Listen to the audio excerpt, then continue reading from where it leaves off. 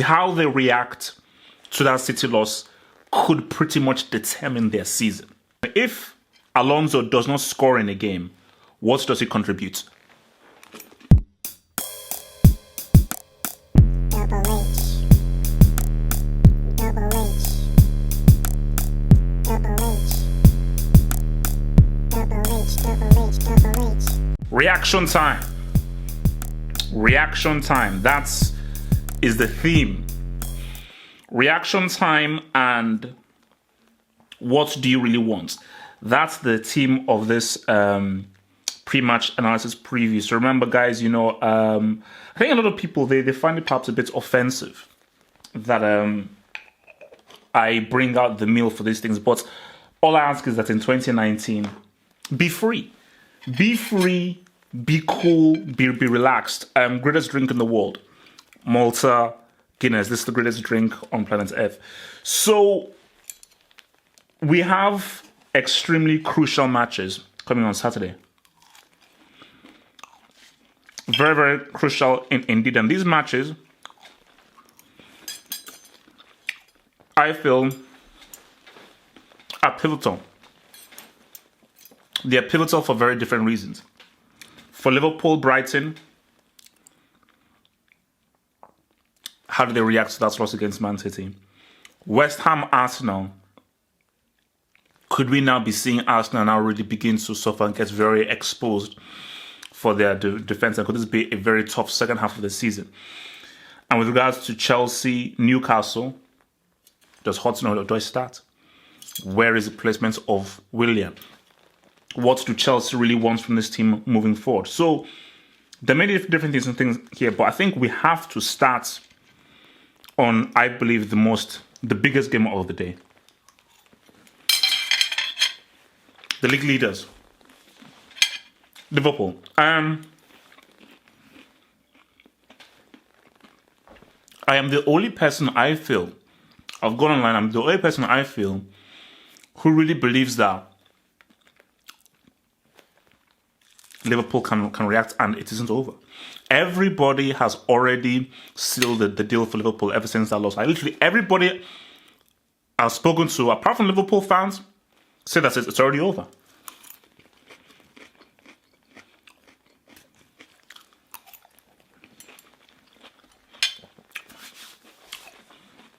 And for me,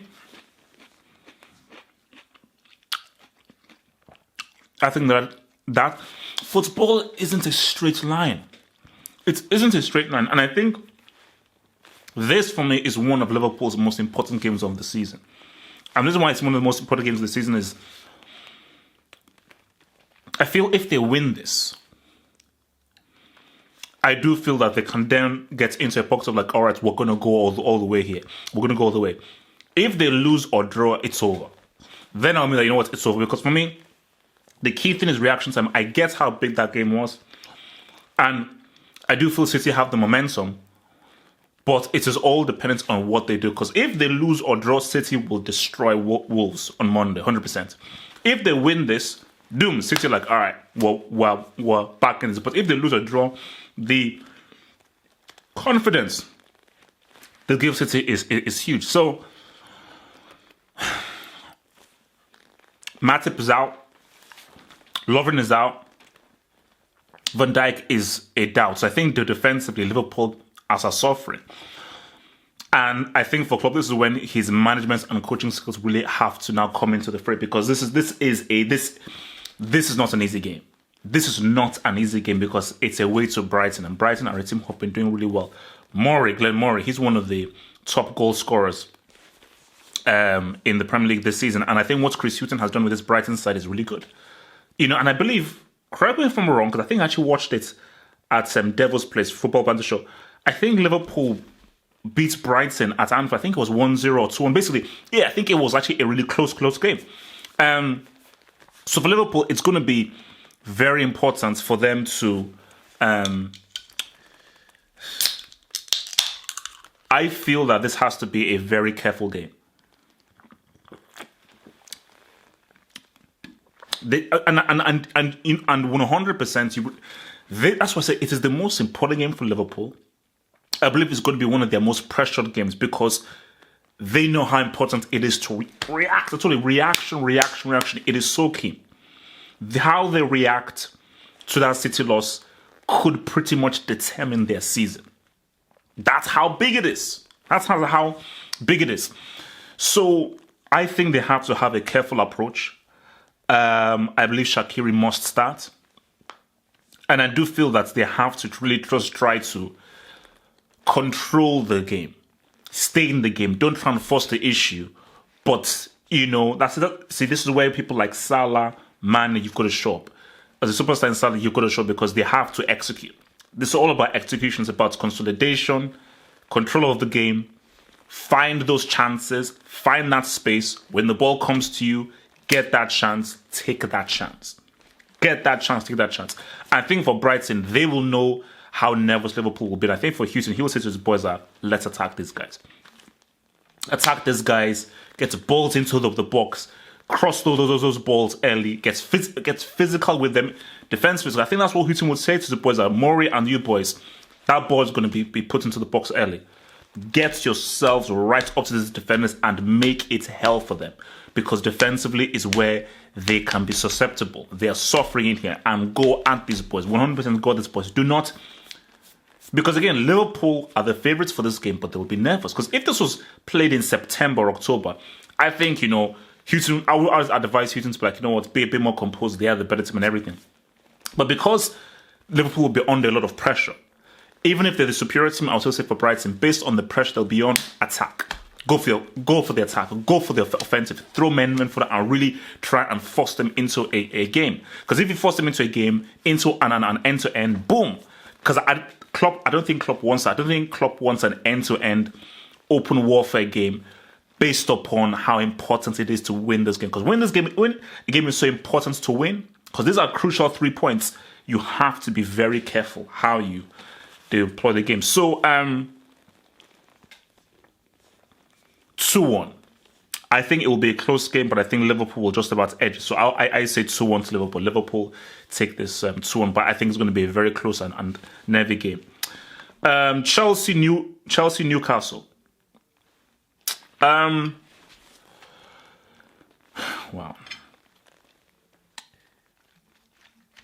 Starting lineup. Because there's been a lot of stuff happening in the past few days.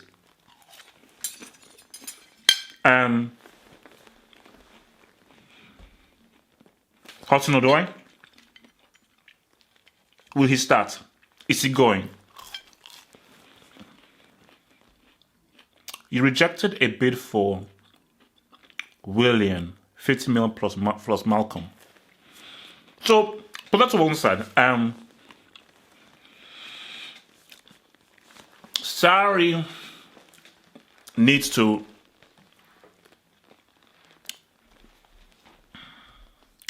you have to have consistency. What's the formation? What's the strategy? You can't be like false 9, Giroud starts, Morata starts, Giroud starts, false 9. Okay, bring Giroud on, bring Morata on. There has to be a mandate here. There has to be a consistent idea. Liverpool have an idea and a consistent thing. City have an idea and a consistent thing. Tottenham, almost everybody has a consistent. Even Arsenal, some have a okay, I get it. Arsenal, maybe not so much so. But even beyond that, I feel that there is a system there. Giroud has to start. And he plays off of Hazard. Say all you want. Giroud is a World Cup winner. And he did play an important role in winning the World Cup. He may not have scored goals, but when you look at it tactically, he played an important role in France winning the World Cup. It's not about getting the flipping G's. Football has evolved. We're in 2019. This is not 1996. We're in 2019. We've got to evolve. Okay? Giroud helps Hazard. Giroud helps the rest of the team. He helps Pedro, he helps Willian, he helps everybody. He helps Loftus-Cheek because he helps to bring all those players into the flipping game. Because you're making Hazard a target. Because if you now make Hazard the false 9 and he now has to do everything and he doesn't score or an assist, I couldn't now deal with all of these clowns who now say, oh, Hazard is not that good. Okay? Make my job easier. Make my job easier by relinquishing the amount of responsibility you're putting onto Zad. Please, I beg you, please. Is that too much to ask? I don't think it is.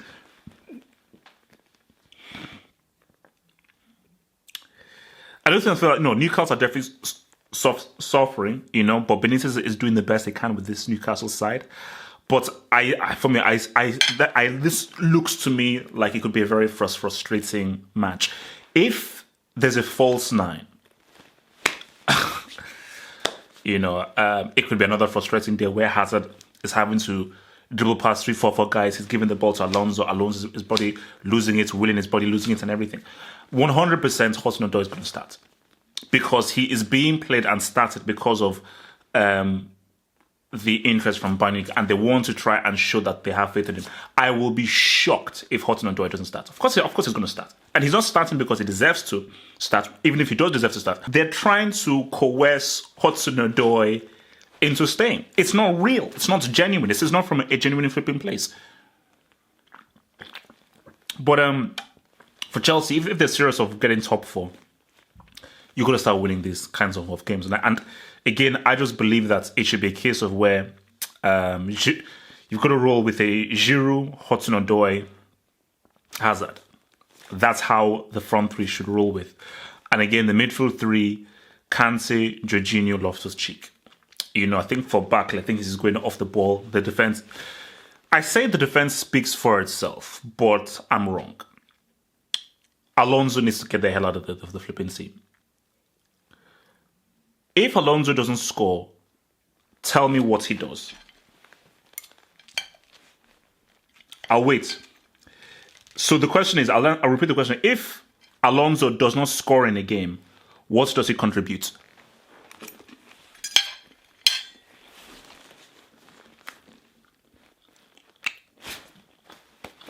What? If he doesn't score, what does he contribute in a flipping game? What? What does he do?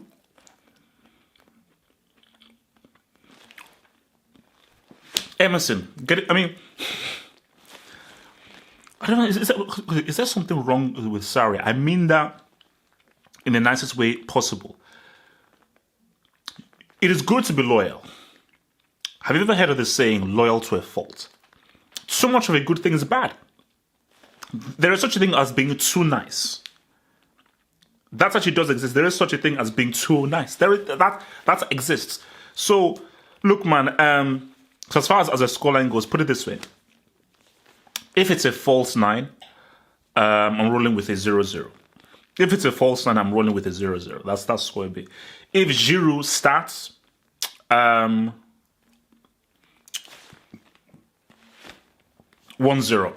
If Giroud starts 1-0, I'll stick with the 1-0. So I think for Newcastle, I think they will know that. I remember they did something similar during the first game as well. But I think that as much as they should focus on the defensive side, I do think Newcastle needs to be a bit braver. I think if they are brave and they can actually use the ball intelligently in transition, there is an opportunity there for them. So I just think it depends on how brave they are. Because if they're not brave enough, then they can't get anything more than a draw. And it is a very risky thing to do if you're going and just looking specifically for the draw. So West Ham against Arsenal. Now, in the game at the Emirates, it was close. West Ham should have won that game. West Ham should have won the game. It was just really, really bad finishing from West Ham. And since then, West Ham have improved vastly. But the big thing is this: does Arnautovic start? Huge thing.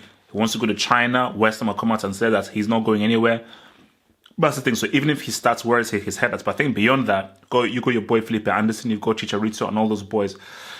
This is going to be a tough test for Arsenal. Because I think for Arsenal right now, and I think what Emery is now really having to deal with is, we get how good your attack is. Your defense is not getting exposed. People have now learned from you. People have the tape upon you. And West Ham will go at you. They will go at that defense. It's a big pitch. There's a lot of white space. And a big pitch, when you've got a bad defense, spells serious trouble. So for Arsenal, and I think I keep saying this to Emery, the attack speaks for itself. The attack is something that is improving within every day. Focus on the defense. Focus on marking. Focus on position, whether you're zonal, man-to-man. Focus on the defensive discipline of the flipping team. So,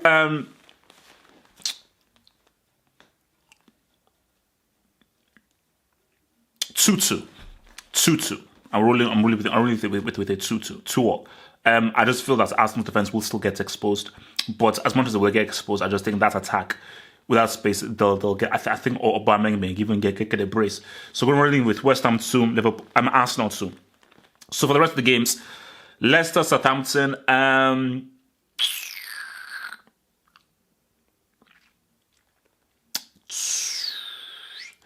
2 Leicester, Southampton. I'll say 2-1-1. 1-1. Leicester, Southampton. I'll say 1-1. Palace, Watford. I'll say 3-1 to Watford. No, 2-1 to Watford. No, 3-1 to Watford. 3-1 to Watford. Burnley, Fulham. 1-1. Cardiff, Huddersfield. 2-0 to Cardiff. Yeah. And that's it. So guys, remember I'll probably do a post-match for the West Ham Arsenal game. Definitely the Liverpool Brighton game, and of course the Chelsea Newcastle game, and a roundup of maybe the other games as well. So keep it right here on the Football Hot for all of your analysis, goodness, peace, and stay true, stay black, base. Thanks for watching the video. Now think about becoming a Football Hot patron by pledging an amount each month, and then gain access to exclusive content only on the Football Hot patron page. Peace. Head over to the official site at halffootballhot.com or just click over here.